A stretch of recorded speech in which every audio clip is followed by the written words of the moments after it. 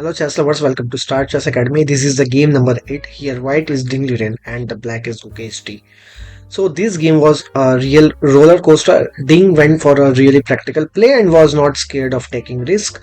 Both had winning advantage at some point and once again both failed to convert as a win. It was not an easy game to analyze as so many different moves and lines were possible to play from both the players, so I hope you will appreciate it. So c4, e5, knight c3 and the bishop b4, a very modern way to play against the English nowadays. This is a kind of reverse Rossolimo where black is even more flexible as he can choose to put the g8 knight either on f6 or e7. So knight d5, bishop goes back to the e7, probably the best way to play. So knight f3 and the move d6. So c6 is less precise here and the move g3. I like this flexible variation.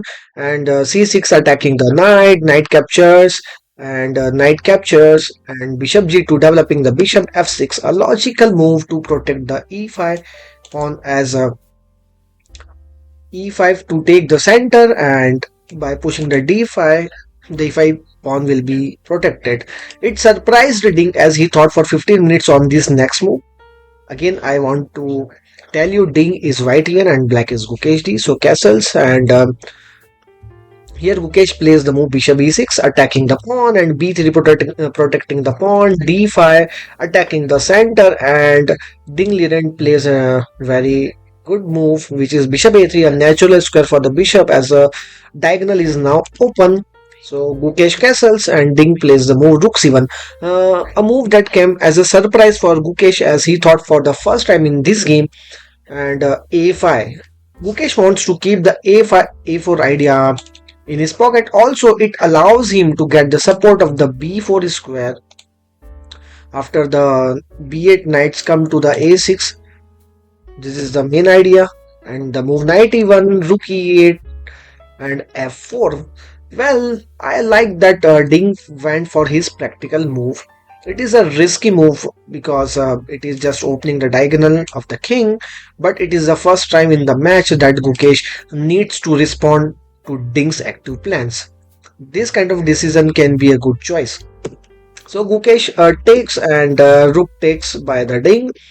Rook takes f4, d into c4 by Gukesh, and b into c4, then knight to g6 attacking the rook, and you can see the good lift of the rook f4 and the rook e4. So knight a6 development move and the move knight to c2. Well, knight to d3 is more logical and flexible. Well, knight c2, queen c7, and knight to d4 attacking the bishop f7, d3 protecting the pawn chain, creating the pawn chain, knight e5, and the move knight to f3. Well, it is a too passive move. Ding starts to go back to his old ways. Well, knight f5 was an interesting choice here also, because after bishop to g6, knight to d6, this knight has some scope. But anyways, Ding played the move knight f3, which is very passive. Gukesh also made the mistake, and it is not really a good move. And Gukesh should try to take the advantage of this passive move. And here, Gukesh should play bishop to g6 attacking the rook, and after rook to d4, if Gukesh plays the move c5, then knight into e5, queen into e5. Now the Gukesh position is quite impressive.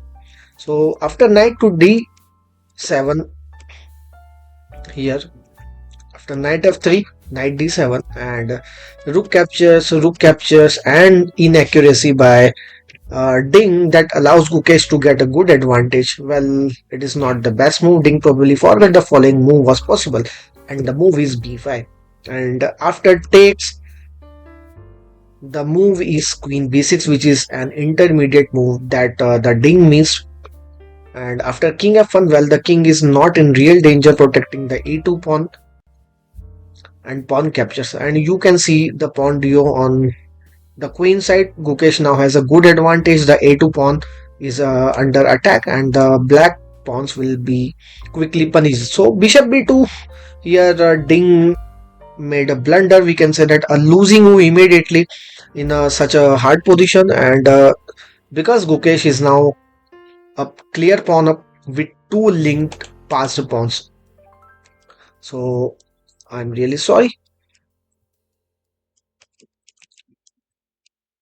So after this rook b1, queen b6, and now bishop to b2, which is a blunder. Two pawns are there, bishop d4 and knight a c5. Here, Gukesh also made a blunder. So, like in yesterday's game, Gukesh does not play precisely in a winning position. It was important to place the other knight, which is on d7 to c5. So, why do we need to do that with the d7 knight? To make it simple, the main difference remains in the fact that white will not have the bishop h3 to attack the d7 knight in some lines. So that is why this is the correct move. But here Gukesh played knight a to c5, a little inaccuracy, which is not the best. Okay, so after rook c1, now you can see this knight is a pinned knight, and how white is putting pressure on the pinned piece. And again, Gukesh blundered. Well, it is a huge mistake that now turns the evolution around. White now has the winning, and the winning advantage. Why? Because this knight is pinned.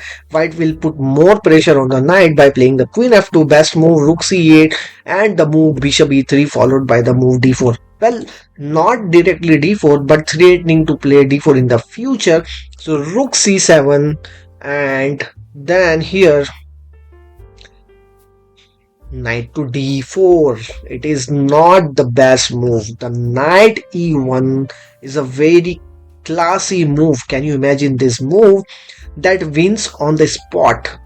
And Ding couldn't find that move. The threat is to play the inevitable move d4, right? And the d5, avoiding any intermediate check by black when they take the rook on c1. Well, for example, like bishop to f7, the simple move is to play bishop f4 on knight e5, and then the move d4. Yeah, so that is why knight e1 is the clear a good move. After knight to d4, it is not the most precise move.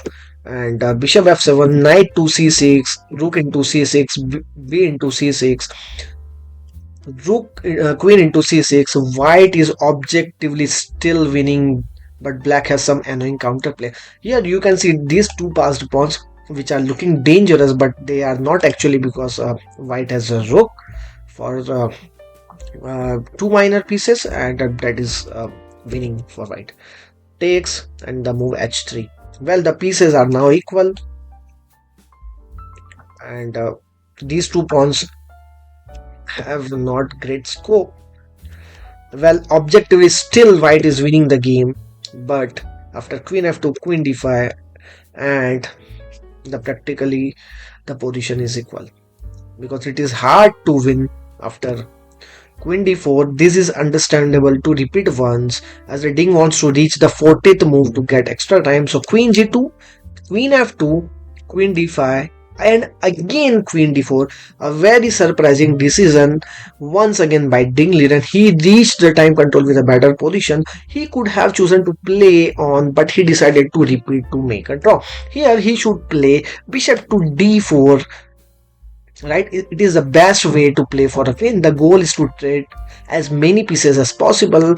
After knight to c6 to avoid the exchange, bishop b6 attacking the pawn and threatening to like queen c5 idea, and knight e5, and or queen d4. So many moves are possible here. So queen d4 is a bad move, and then queen I2 check. Well, and Gukesh, true to himself, decides to refuse and play.